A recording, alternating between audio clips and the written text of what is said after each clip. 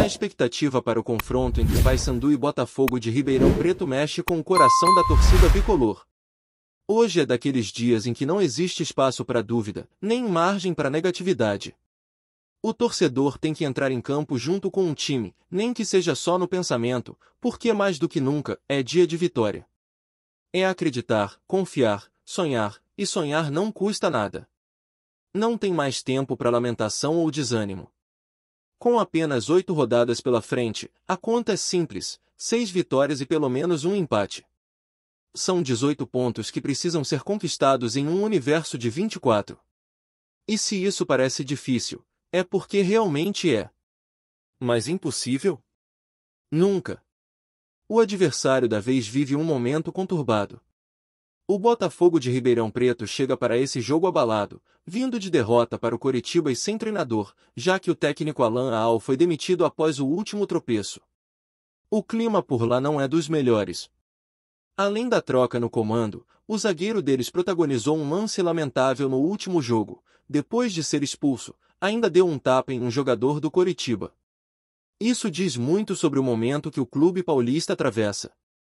É aquele tipo de adversário que, se for bem pressionado, pode se desorganizar e abrir espaço para o Papão crescer no jogo. Outra curiosidade é o baixo engajamento da torcida adversária. A média de público deles é de cerca de 1.600 pessoas por jogo. Dá até para imaginar que, dependendo do que acontecer hoje, a torcida do Paysandu pode até fazer mais barulho lá dentro do que os donos da casa. E é justamente esse tipo de detalhe que precisa ser explorado.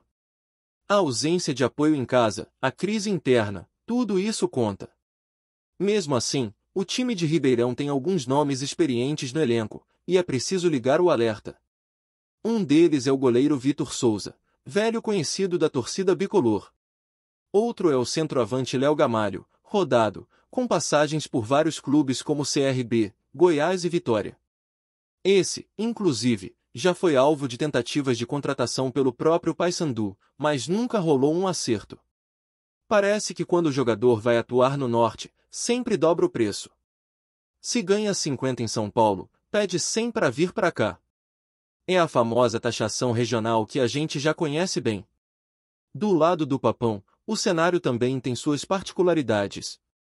O time terá mudanças forçadas e outras por opção.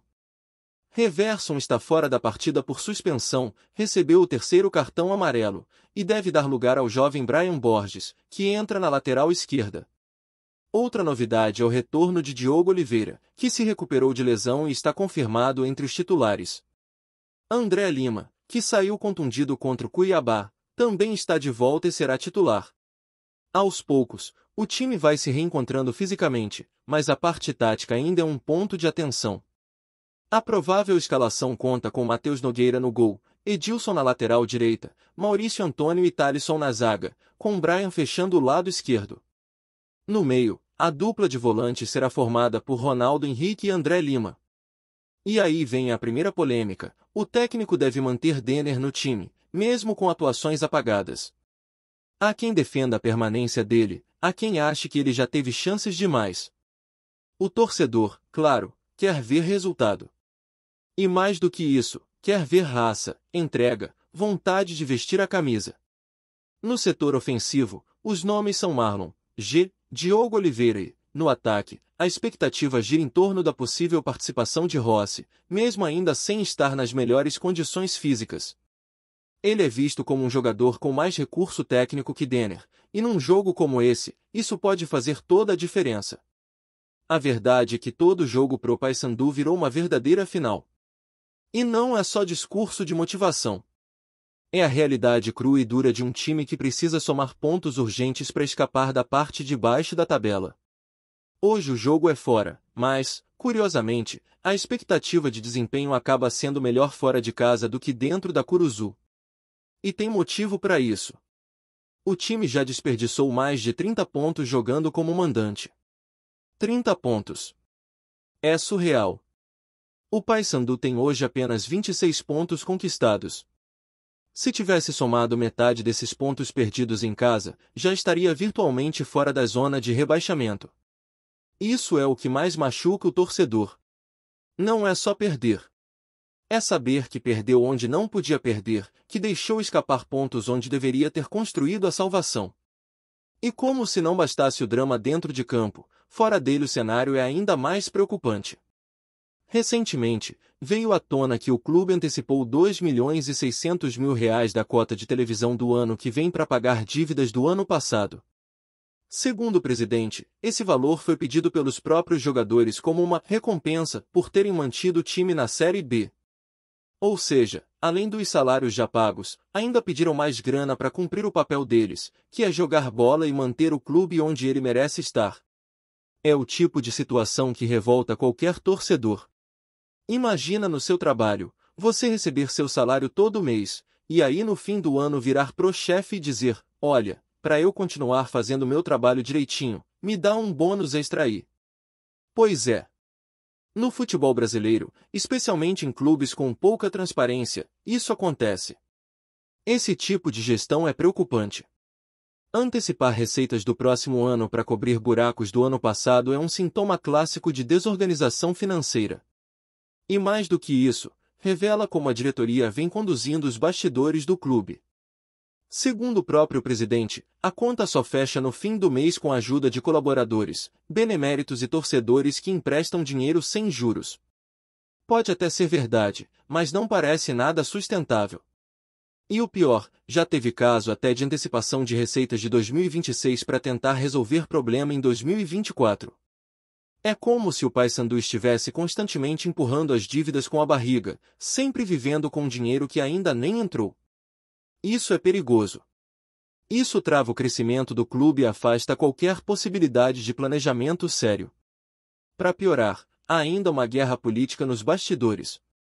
Tem empresário dando entrevista e dizendo que o clube arrecadou 70 milhões em 2024, e que neste ano já teria ultrapassado os 80 milhões.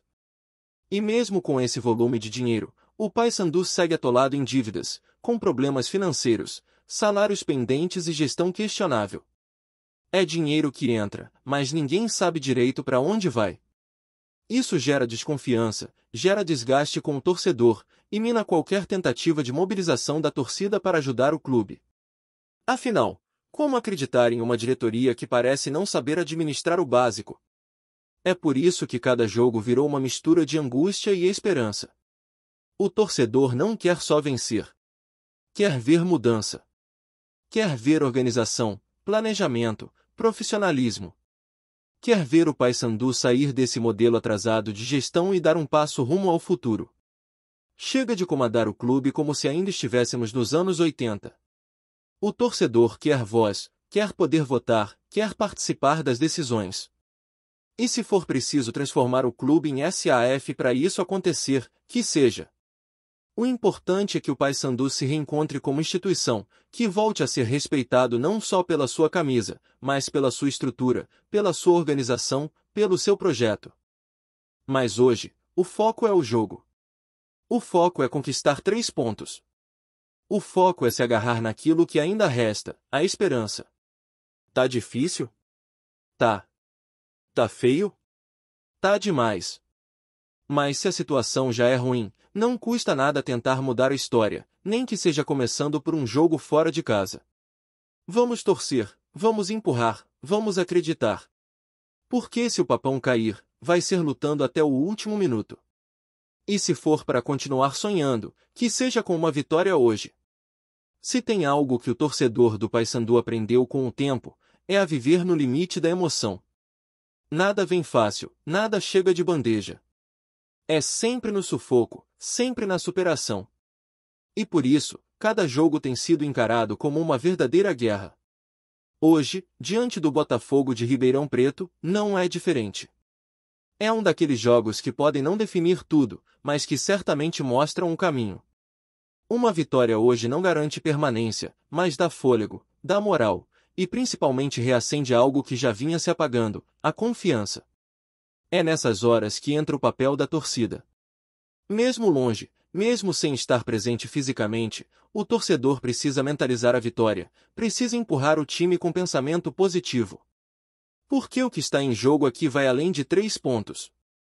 É o orgulho de uma camisa pesada, é a história de um clube gigante do norte que não pode aceitar se apequenar. O Paysandu é tradição, é raça, é resistência. E se essa temporada vem sendo dura, é exatamente por isso que ela exige tanto da gente. Só que o torcedor já entendeu há muito tempo que não dá para contar só com o grito da arquibancada. O time dentro de campo precisa mostrar a mesma sede de vitória que a torcida carrega no peito. A escalação que vai a campo hoje tem pontos positivos e preocupações. O retorno de Diogo Oliveira dá um respiro na criação. Ele é um jogador que tem qualidade com a bola nos pés, visão de jogo e personalidade. Pode ser o diferencial numa partida travada. André Lima, recuperado, também retorna e deve assumir aquele papel de segundo volante com chegada, alguém que pode ajudar na transição e segurar a bronca defensiva. Já o setor ofensivo ainda levanta dúvidas. O técnico parece insistir no Denner, e isso tem dividido opiniões.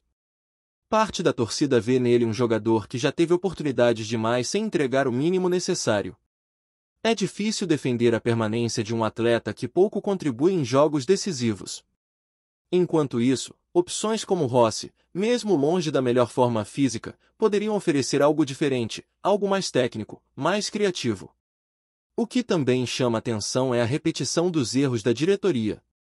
Não dá para falar do campo sem tocar no que acontece nos bastidores. O torcedor está cansado de promessas vazias e discursos que não se confirmam na prática. A antecipação da cota de televisão do ano que vem para pagar dívidas antigas é apenas mais um capítulo de uma novela que se arrasta há anos.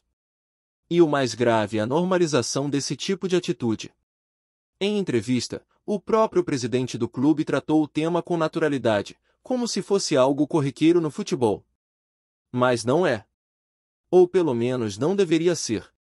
Um clube que vive antecipando receitas futuras está basicamente hipotecando seu amanhã para pagar o ontem. Isso não é gestão, isso é desespero maquiado de solução. E o mais absurdo é saber que esse valor, de mais de 2,5 milhões de reais, foi usado como bônus para jogadores que, segundo o presidente, salvaram o clube do rebaixamento. Mas espera aí. Não era obrigação deles dar o máximo? Não era justamente para isso que eles foram contratados e pagos? Desde quando cumprir o básico virou motivo para receber prêmio extra? Isso revolta qualquer torcedor que trabalha duro, que luta todo mês para pagar as contas, e ainda arruma um jeito de comprar ingresso, camisa e apoiar o clube de coração. No fim das contas, parece que quem menos ganha é quem mais sofre. E quem mais ganha é quem menos entrega. Essa relação entre diretoria e elenco precisa de transparência. O torcedor merece saber para onde vai o dinheiro, quem são os responsáveis pelas decisões e quais são os planos reais para o futuro do Paysandu. Ficar dependendo de beneméritos, de empréstimos sem juros, de favores internos, não é estratégia. É improviso. É gestão de clube pequeno. E o Paysandu não pode mais aceitar ser administrado assim. Já passou da hora de profissionalizar tudo, abrir as contas, democratizar as decisões. O sócio-torcedor precisa ter voz ativa. Precisa votar, escolher o presidente, participar das eleições. Chega de clube sendo comandado por famílias que se revezam no poder há décadas. Isso afasta investimentos, assusta empresários sérios e impede qualquer chance real de crescimento. O cenário ideal seria o clube ser entregue a quem realmente ama o Paysandu. Pode ser uma SAF, pode ser um modelo misto, pode ser qualquer alternativa que traga organização e seriedade. O importante é que o futebol do Norte pare de ser tratado como coadjuvante. E o Papão, com sua história rica, sua torcida apaixonada e seu potencial gigantesco, tem tudo para liderar essa mudança. Mas isso só vai acontecer se houver cobrança, mobilização e pressão por parte da torcida. Não dá mais para aceitar esse modelo arcaico, onde os dirigentes fazem o que querem, gastam como bem entendem e depois jogam a culpa em cima de fatores externos. Voltando ao jogo de hoje, o campo onde o Paysandu vai atuar tem suas peculiaridades. É um estádio antigo, com dimensões largas, típico do interior de São Paulo. Isso muda a dinâmica da partida. O time precisa se adaptar rapidamente ao gramado, ao estilo de jogo do adversário e ao clima do local. Não dá para entrar desligado, esperando o jogo se apresentar. É preciso impor ritmo desde o início, marcar em cima, explorar as fragilidades do Botafogo de Ribeirão Preto e, principalmente, aproveitar as chances criadas. O Papão tem sofrido muito com a ineficiência ofensiva. Cria pouco, finaliza mal e, quando tem a oportunidade, desperdiça. Isso tem que mudar. Hoje é o tipo de jogo em que não pode haver erro na cara do gol. É bola na rede ou bola na rede. Gostou da informação? Deixe seu like, compartilhe com os amigos e comente sua opinião sobre o que está rolando no esporte. Quer saber mais sobre seu time favorito?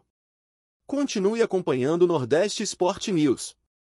O clima na Série B do Campeonato Brasileiro ficou ainda mais tenso nesta terça-feira, após a confirmação de uma decisão que promete agitar bastidores e colocar pressão nos clubes da parte de baixo da tabela. Fontes ligadas ao STJD teriam confirmado a soma de 6 pontos para um clube que estava envolvido em pendências judiciais, o que já começou a gerar comentários e inquietação no Paysandu. Com a medida, o Papão vê-se repentinamente ameaçado pelo fantasma do rebaixamento, um cenário que poucos imaginavam há algumas semanas. No estádio da Curuzu, o burburinho é intenso. Torcedores se dividem entre incredulidade e preocupação. Se confirmarem, vamos ter que lutar até a última rodada para escapar, disse um integrante da comissão técnica sob condição de anonimato. Enquanto isso, nas redes sociais, a notícia corre como pólvora. Comentários variados e teorias sobre quem seria o beneficiado pelos pontos circulam, mas nada foi oficialmente divulgado pelo STJD até o fechamento desta edição. A especulação só aumenta, especialmente porque a diferença entre o Paysandu e a zona de rebaixamento diminuiu drasticamente após a decisão. Analistas esportivos já começam a fazer projeções preocupantes. Com a adição de 6 pontos a um rival, o Papão poderia ser empurrado para a zona de descenso em questão de jogos, obrigando a equipe a adotar uma postura ainda mais agressiva nas próximas partidas. A pressão sobre jogadores e comissão técnica será imensa, e muitos acreditam que a ansiedade pode se refletir dentro de campo. É um verdadeiro tapetão, e o impacto psicológico pode ser tão decisivo quanto o resultado em campo, afirmou um comentarista de futebol local. Enquanto isso, outros clubes da Série B observam a movimentação com atenção. Alguns veem na situação uma oportunidade de se aproximar da parte de cima da tabela, enquanto outros, mais realistas, já se preparam para uma batalha acirrada contra o descenso. O que era apenas mais uma rodada se transformou em um capítulo tenso, cheio de incertezas e intrigas. Se confirmada de forma definitiva, a decisão do STJD poderá ser lembrada como um dos momentos mais polêmicos da Série B nos últimos anos, e o Paysandu, de protagonista involuntário, terá que lutar como nunca para escapar do risco de queda. Nos bastidores, a expectativa é palpável. Torcedores, dirigentes e jornalistas tentam decifrar os próximos passos do tribunal e especulam sobre recursos e contestações. O que se sabe, por enquanto, é que a Série B ganhou um tempero extra, com drama, tensão e um toque de intriga que promete movimentar os corredores do futebol brasileiro nas próximas semanas. Obrigado por assistir ao Nordeste Sport News. Se você quer estar sempre atualizado sobre o que acontece no futebol do Nordeste, inscreva-se no canal e junte-se à nossa torcida. Até a próxima, e que venham mais vitórias para os nossos times.